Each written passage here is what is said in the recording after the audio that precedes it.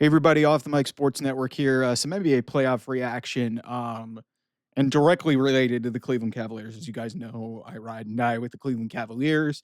The Milwaukee Bucks were taking on the Indiana Pacers in the 4-5 matchup. Pacers up 3-1 in this series, and this game started at 6 p.m. Eastern. It's on NBA TV. Pacers looked like even at home they didn't have any energy. They were missing shots. They were counting by 20. They scored 13 points in the first quarter. And for some reason, Indiana looked like they just were disinterested. And then they came back. They made this interesting. Bucks looked like they were potentially going to close. Gary Trent Jr. played incredible. This game goes to overtime. And with 40 seconds to go in this game, 40 seconds to go in this game, it's 118-111. 7-point lead with 40 seconds to go. Final score was 119-118. Tyrese Halliburton with a layup with about a second to go, and the Bucks lose. Like, the Bucks were trying to get fouled, and Gary Trent Jr. just dropped the ball out of bounds, and it led to Tyrese Halliburton with his heroics again. And it's gonna be Pacers Cavs in round two. I fully expected that this was going to happen. I didn't expect it to go like this. A lot of Cavs fans were freaking out that, oh my God, this might go for game six and the Cavs might benefit from some rest. Um, okay, first of all, we need to address the elephant in the room. I'll talk Pacers Cavs at another point, but first of all, congratulations to the Pacers. They're a great team. And I think that it'll be an interesting second round matchup. But we'll leave the full analysis for Cavs thoughts in another video. The Milwaukee Bucks are a fascinating discussion because this team 4 years ago was the NBA champion. 4 years ago was the NBA champion. That incredible ride. They come back from 2-0 down against the Phoenix Suns and win their first championship in 50 years. And it was an amazing moment. And we all loved Giannis Antetokounmpo. But what has transpired in the last 4 seasons has really been remarkable to me in terms of just how this team has fallen apart and just completely disintegrated because of organizational malpractice, some bad decision makings with the coaches, the superstar dictating what he wants. And, hey, naturally, it's led to another situation of where this goes. And a lot of this is on Giannis. Let's call it what it is. But man, the downfall of the Bucks has really been just an amazing, amazing thing to watch. Not in a good way, but it's staggering to just see where this team was 4 years ago, winning an NBA championship with one of the best stars in the NBA. And here we are.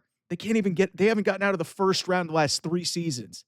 The last 3 seasons, this team hasn't gotten out of the first round. One in 2022-2023, where they lost in 5 games to the 8th seeded Miami Heat, which was inexcusable. Last year, they go out in 6. And then this year, they're out in 5. And Damian Lillard, their big flashy acquisition that they made, which, by the way, let's talk about that for a second.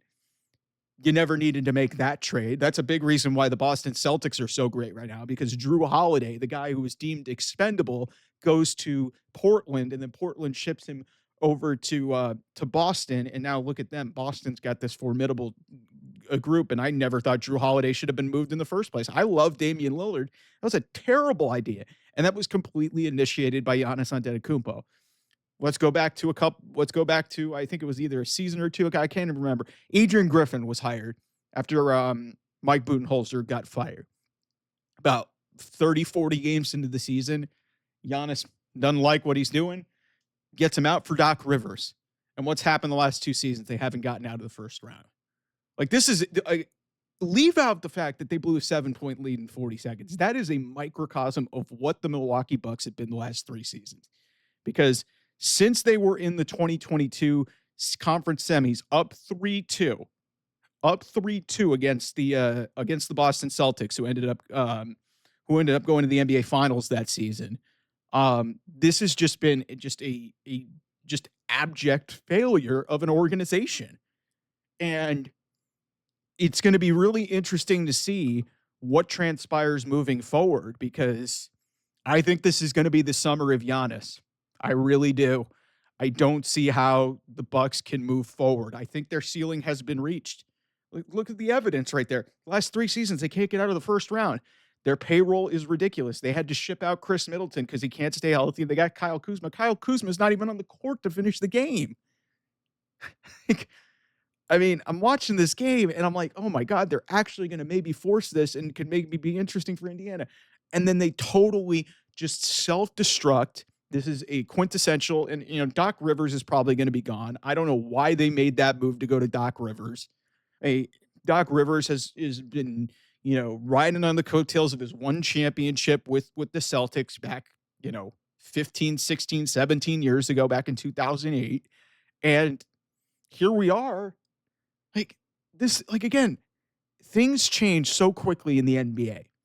And in 4 years, this team has gone from, a bona fide NBA playoff contender to potentially resetting and rebuilding.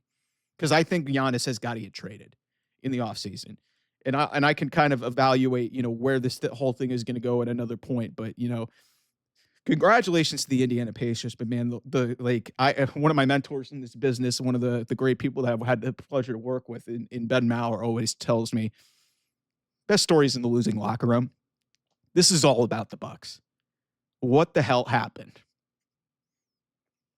Out of the first round for the third consecutive year, I don't think they can move forward with Giannis. This is over with. Anyway, I'll see you guys soon. Bye-bye.